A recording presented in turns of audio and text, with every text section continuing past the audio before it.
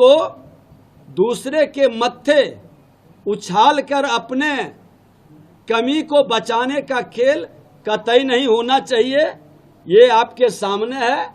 मेरा दोनों फॉर्म उस समय भी हमने विलोपित का दिया था, नहीं हुआ। आज पुनः हमने दे चुके हैं। क्या तारीख को ये दिया गया है? ये हमारा, ये आप देख लीजिए, ये 5 तारीख को ही दिया हुआ है। और ये वाला है 30/4 को। विलोपित का कब डाले थे? 5/8।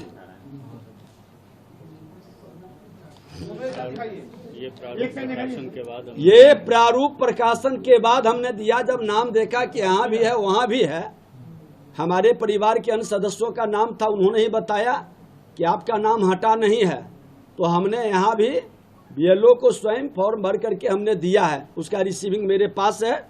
और उस समय भी हमने ये भर करके दिया था 30/4/24 को। ये रिजेक्ट हो गया था, अब किस कारण से हुआ, लेकिन दोनों फॉर्म मेरे पास है। और दुखद है कि संवैधानिक पद पर बैठा व्यक्ति अपने भाषा से किस तरह से कलंकित करते हैं और राजनीति को लज्जित करते हैं, ये उनको शोभा नहीं देता है। पूरी तथ्य की जानकारी प्राप्त कर लेनी चाहिए। हल्केपन की राजनीति से राजनीति की विश्वसनीयता को ये लोग घटा देते हैं। ये दुखद दुर्भाग्यपूर्ण है। तो यानी कि एफआईआर में जो नाम हुआ वो ठीक नहीं हुआ। उम्र का भी जिक्र है कि अलग-अलग जगहों पे अलग-अलग उम्र दिया। आपको मैं जानकारी दे दूं कि पिछले बार जो उम्र का था हमने उसको संशोधित के लिए दिया था, क्योंकि मेरा सर्टिफिकेट का जो उम्र है 5/6/1967 का, और लखीसराय में जो है वो 58 वर्ष प्रारूप में आया है। तो मेरा उम्र ठीक है, सर्टिफिकेट के अनुसार है।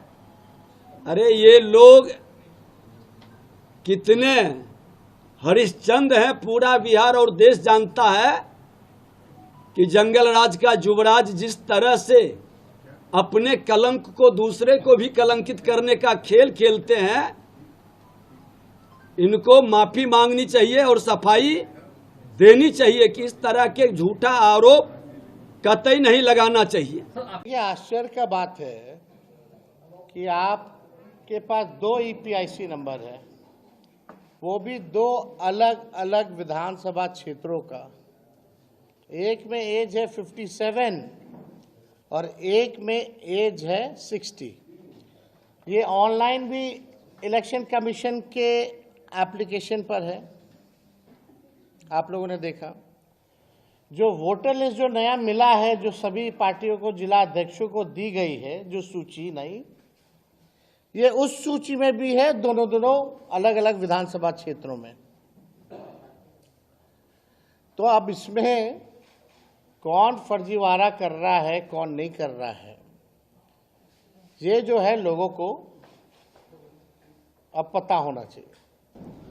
तो ये 2 अलग अलग जिलों में है, 2 अलग अलग ईपीआईसी नंबर है, उम्र जो है अलग अलग है।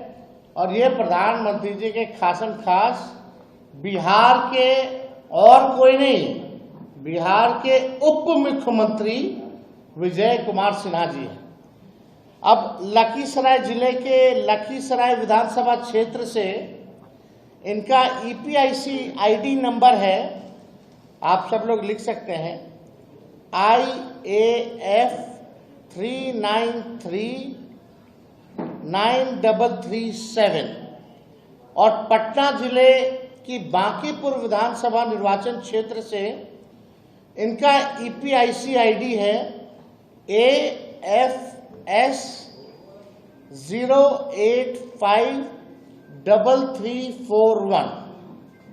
अब लखीसराय निर्वाचन विधानसभा क्षेत्र की मतदाता सूची के अनुभाग संख्या 1 के क्रम संख्या 276 में इनका नाम पंजीकृत है, जबकि बांकीपुर विधानसभा निर्वाचन क्षेत्र के अनुभाग संख्या 4 के क्रमांक संख्या 757 में इनका नाम जो है पंजीकृत है।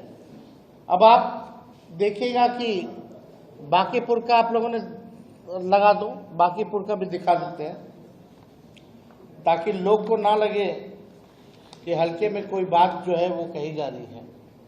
ये आप बांकीपुर का भी जो है देख सकते हैं, यानी ऑनलाइन भी आ रहा है इनका। और दोनों देख लीजिए, बांकीपुर वाला में 60 साल है उम्र और लखीसराय वाले में इनका उम्र 57 है। यानी बांकीपुर विधानसभा निर्वाचन क्षेत्र में पुरानी मतदाता सूची जो जनवरी में प्रकाशित है उसमें अनुभाग संख्या 4 के क्रमांक संख्या 815 में इनका नाम पंजीकृत है। इनका चुनावी हलफनामा दिखाओ भाई। इनका चुनावी हलफनामे में भी बांकीपुर विधानसभा निर्वाचन क्षेत्र के क्रमांक का ही जिक्र है। जूम करो, अब नीचे देखिएगा तो बांकीपुर का ही जो है इसका जिक्र किया गया है। इन्होंने 2 अलग अलग विधानसभा क्षेत्रों में 2 अलग अलग गणना पत्र भरे होंगे। मान लीजिए जो इलेक्शन कमीशन का बीएलओ तो जाता होगा, यानी लखीसराय में भी इनके पास बीएलओ गया होगा तो इन्होंने हस्ताक्षर किए होंगे, और बांकीपुर में भी बीएलओ गया होगा तो ये हस्ताक्षर किए होंगे, तभी ना आया है।